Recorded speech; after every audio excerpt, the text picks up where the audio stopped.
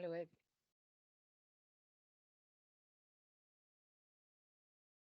hello everybody. Welcome to topic six, facilitation. This will follow on from topics we've already covered, and particularly the one on education, which has covered lots of principles that are really relevant to this facilitation section. In this section, I'm working with my colleagues, Kieran Lynch and Michael McGaw. Together, we've created three different video clips which are looking at um, facilitation in the round and hopefully provide a good introduction to the challenges of facilitation, but also the rewards of facilitation with groups. So essentially for the learning objectives for this topic are based on kind of three areas. One is the principles of good facilitation, which I'm going to cover with you now. The second one, which will be video two, will be looking at skills required for effective facilitation. And the last part will be managing conflict in groups. And hopefully between the three elements of it, then to a good understanding of what the whole piece is about. So as I said, number one is principles of facilitation, number two is facilitation in practice, and number three will be conflict management. And over the next three clips, and that Michael and Kieran will all have been working on this. So first of all, when we talk about facilitation, what is it? Okay, and this definition, even though it's quite old, is still very valid. So first of all, facilitation is a way of working with people. So it's an approach, it's an arrangement for which in a way that we work with others. Facilitation enables and empowers people to carry out a task or to perform an action.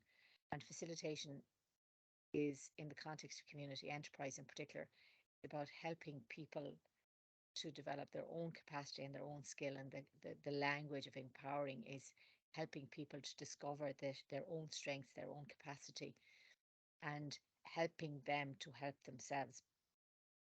Then what we say is the facilitator is not the person who achieves the task, but the facilitator is somebody who uses certain skills and in a particular kind of a way that allows, in this case, the group to reach their own decision and set their own goals or learn a new skill.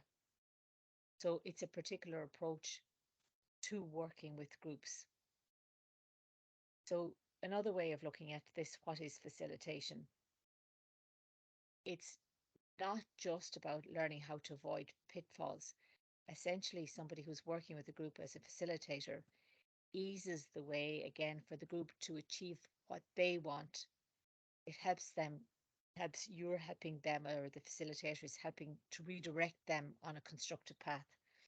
So it's not a passive job, it's actually quite a focused job because you're wanting to help people, as I said earlier, in empowering them, but you're wanting them to work constructively towards their particular goal, and you want to help them to stay committed to their action, to develop their own action plans, also to develop their own commitment to those action plans.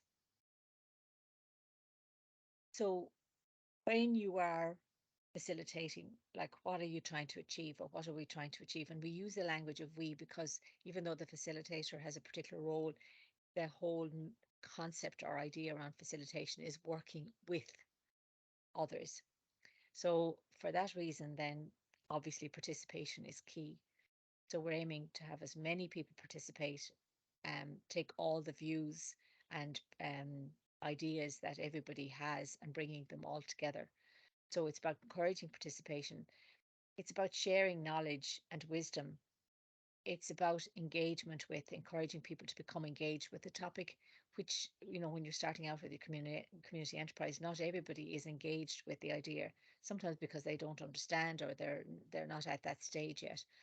It's about sharing and enabling everybody who's participating to share whatever ideas they have and whatever wisdom they have. It helps build team resilience and team strength and team commitment to what it is that they're about. It's also about making sure that it's coherent. So when you're setting out in your community enterprise, there may be lots of different ideas, lots of different ways of understanding it, but the whole idea of facilitating the team or the group is to ensure that they work towards being coherent together. And as you've mentioned already, some commitment. And I suppose essentially in terms of community, you want connections to be built with one another. So something without dwelling on this too much, because we'll come back to this in tutorial, is do you like, is it an appropriate time to facilitate or to chair a meeting, and what's the difference between them? So sometimes it's necessary to chair a meeting, to when you've got a group together, because there's a need to be a little bit more directing, and I'm going to come back to that a little bit later on. So it's thinking through, when are you facilitating and when you're chairing, and sometimes you're chairing at one stage in a meeting and sometimes you're facilitating at a different stage in a meeting. But the chair, we perceive it in terms of how this is looked at here, is a more directing role. It has a goal in mind at the end, and the whole idea is that you're trying to get people towards that particular goal.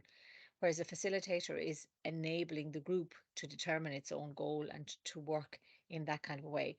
So sometimes you may make a decision that it's actually more appropriate to chair rather than to facilitate. So I think it's something to think about. But obviously, in this side of it, we talk a lot about that. Facilitation as a method helps to build trust, which in the longer term is a more effective way of working with groups, especially when you're working on a project like a community enterprise.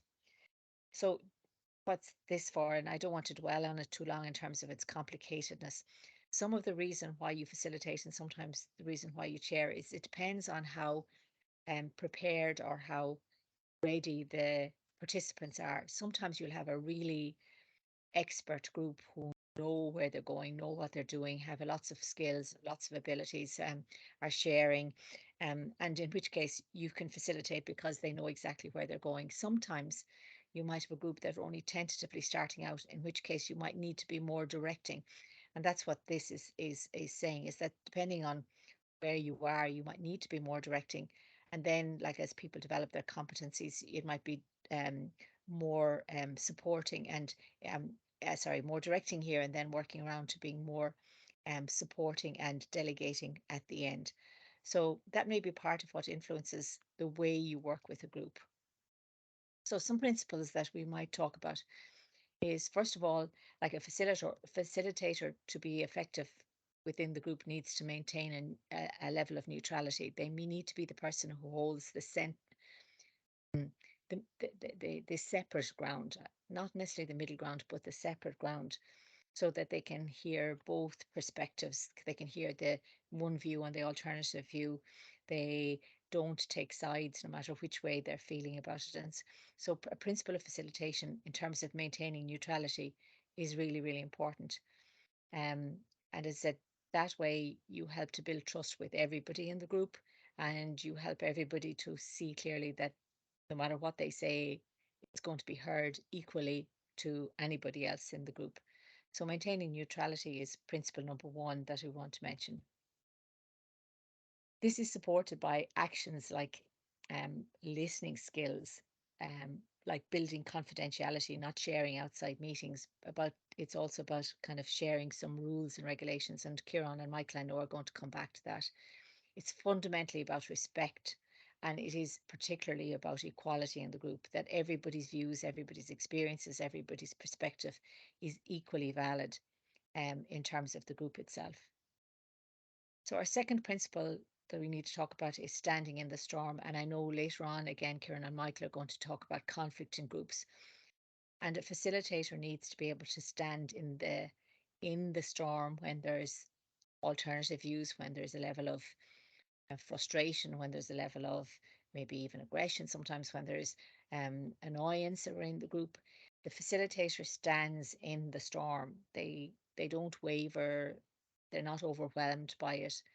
They're able to stand steady and let the storm play out, and then work again with the group again, kind of maybe reflecting on what happened, but remembering that kind of conflict is a normal part of group process, and a facilitator it's important that they can stay with that. Principle 3 is about honoring the wisdom of the group. What that means is, as a facilitator, you work with the group and you have to be respectful of who they are, where they're at. They know their community, they know the people in the group, they know their experiences, they know what works and what doesn't work. And as a facilitator, you might feel, well, we should do this or we should do that. But the facilitator needs to work with the group and the wisdom that they have, to hear it out, to help them explore it, to help them clarify what they're thinking, what direction they're taking, and to know that the group itself, to be sustained, needs to know, to develop its own confidence in its own ability to work through difficulties. The next principle is like holding the group's agenda. At some stages, if you're in working with a group, it may shift and change and focus on different kinds of areas.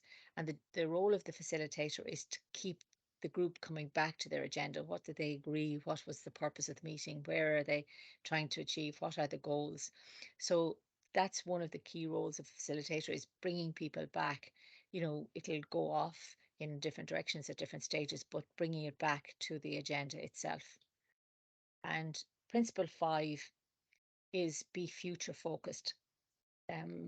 This is really important because in facilitating a group and facilitating the community enterprise, the energy is in what can be achieved, what can be um, made happen within the group and for the community.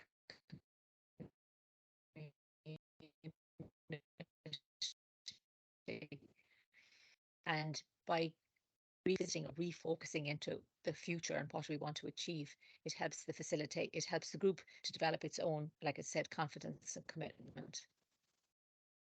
So in summary, some principles of facilitation would be establishing some clear goals at the beginning, agreeing on the goals themselves, and that can take time. Facilitation is about the process, like how you do things. It is about the goal. Group, you want to build trust and safety all the time. You want to always make everybody feel included or involved and encourage people to participate. It's important that it's a beneficial experience. Building a community enterprise is going to take a while. So it's important that the group want to continue to work together. So it's a beneficial experience for them. And then facilitation succeeds when everybody is participating, not just parts of the group, not just the others, but it also means then um, you have a commitment to ensuring that the group are involved in all stages of the process as they work along. So my colleagues are going to talk a little bit more about some of these watch outs for when they talk about skills. So this is just an introduction to some things to watch out for. When you're working as a facilitator, your tone of voice, your volume, your pitch, the language you use is really, really important. And ensuring in participation it's the non-verbal messages that the facilitator needs to pick up on, and the cues that are there, pick up on body language. Think about gender and equality in those kinds of ways, thinking about social class, making sure that everybody feels that they have a voice. So the principles are about all of these focus areas. And if you stick with these, then they can work really well for you. And as I said, to follow up with this in some practical ways and also dealing with what we know will happen in terms of conflict in group. So thank you and hope you enjoy the next sessions.